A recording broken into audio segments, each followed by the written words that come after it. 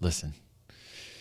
I feel like I need a sip of coffee. But you guys put this in the Discord. We watch it, and pretty much everything you guys throw in the Look at This DG area in the Discord. Let me take a sip here.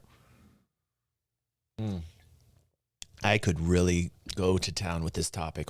And the topic of this video is, why isn't gaming fun anymore? Oof, that is such a loaded question.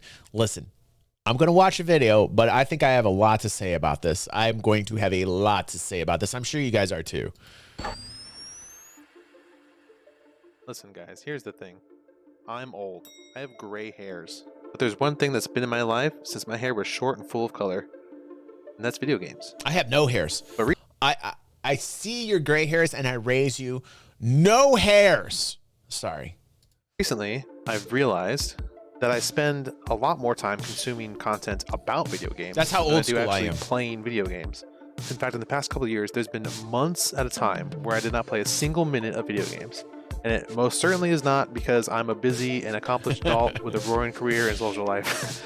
It's quite the opposite. That's funny. My life mostly revolves around watching YouTube videos, streams, and shows. But I actively miss playing video games. That's sad, though. That's sad. I'm sorry for this guy. We need to send out some love for this man.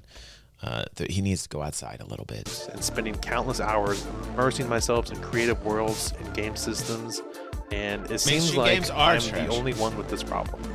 All of my friends still have the games that they're obsessed with and play all the time. We've never watched this, Chrono. I personally don't enjoy most of those games since apparently I'm a boomer that hates games now. So what's the deal? Am I growing out of this hobby that I've loved for so long? Or perhaps I'm just jaded from the infestation of... Yeah, I mean, this is the problem, right? I mean, come on. AAA gaming is a joke these days. It's a joke. Mainstream gaming, it's a joke, man. We all see through it. We're tired of it. We know the practices. We can smell it. True gamers smell it, man. The whole industry's been sliding this way for the past 2 decades, you know? You can feel it in almost every game out there, and that's why the indie scene is exploding, you know? That's why the industry, when it comes to, like, the independent developers, are killing it. Look at Falling Frontier. So much looking forward to that. Look at Manor Lords. So much looking forward to that. These are independent developers doing their own thing for the love, for the passion of creating a game. Corporate greed. That's why that insatiable whole area is hunger blown for up. Infinite growth afflicted upon us at every corner, in every game, with cash shops and battle passes. Many battle passes. This is legacy gaming. This is legacy gaming. This is history. All this is bye-bye. Like it's going away. It's going away. It's falling down the tubes fast at the indie scene. Coins and the crystals you have to buy, and the crystals you don't get the right amount of crystals, and it doesn't make sense for all the items in the shop because you have a little left over because they want you to spend more money. Or maybe games are just bad now. Listen. If you look hard enough, if you're following DG360, if you're on this channel, we're always looking for fresh new titles. Like, that's one thing that I always promise you guys. I'm going to look for games that you can feel passion, and I'm not about the AAA experience at all. Like, I want to make sure that if I'm watching something that I really like from a developer, that I'm going to suggest it because I think it needs to be promoted and put out there so it squashes the shit that is out there with the AAA gaming industry. Or is it some other nuanced collection of reasons that I'm going to spend the rest of this video exploring and talking about? Yeah, no, games are definitely just bad now. You can find good ones. You can still find good ones. It was the early 90s. One of my earliest, most vivid memories memories of video games was the Christmas that I got a Super Nintendo. I got this Mickey Mouse game called... He's not as old school as me because I got the original NES, dude. He's not as old as me. Okay? This may be nothing to brag about, but listen, we're talking Intellivision. We're talking Commodore 64 old, okay? We're talking the roots. The very roots of gaming is where I came from. I've seen the whole space develop. The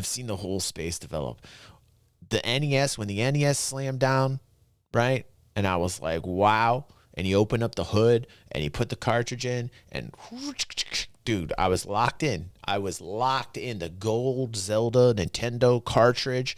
Screw the Super Nintendo. Well, no, the Super Nintendo had a lot of good titles too.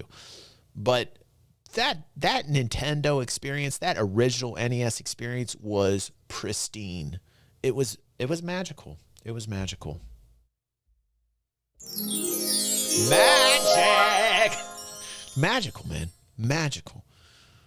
Still some of the most fondest memories that I have in gaming, period.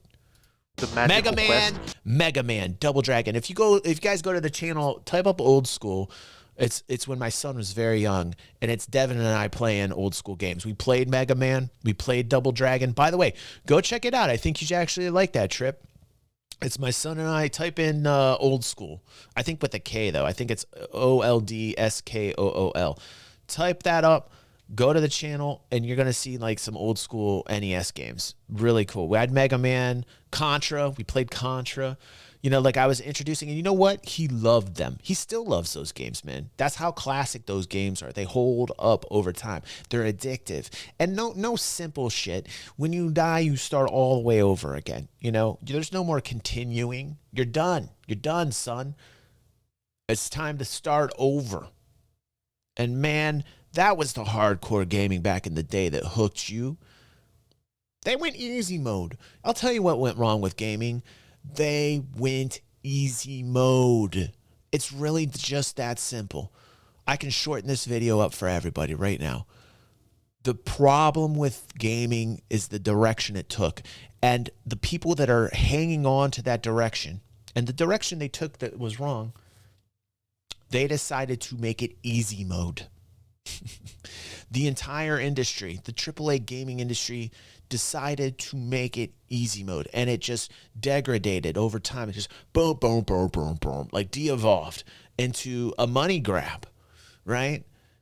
Back in the day, there was the challenge of it. The challenge. They wanted it to be hard to challenge you. Up in here. The big boy pants, man. Are you a big man? Huh?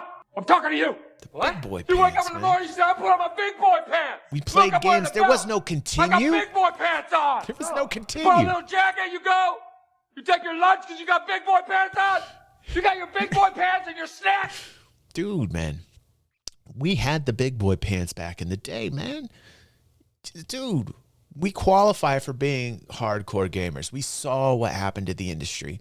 It went easy mode. And that's why the indie scene is blowing up, because that challenge is coming back to the forefront, and there's ways to finance the independent developers now because of these platforms, which is fantastic. All these platforms that enable developers to get funding for the game, awesome. It's the evolution of the gaming genre. I love the platforms that support these indie devs. Awesome. So that's what went wrong with gaming. I just saved you guys literally 19 minutes. This guy, not as old school as I, so, you know, we can't fault him on that. But let's get to a 360 spotlight, shall we?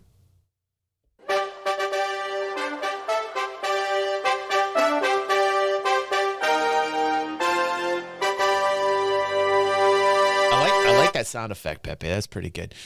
Vernon Blue says, Course DG's favorite line was the pink lion from Robot Chicken's version of Voltron.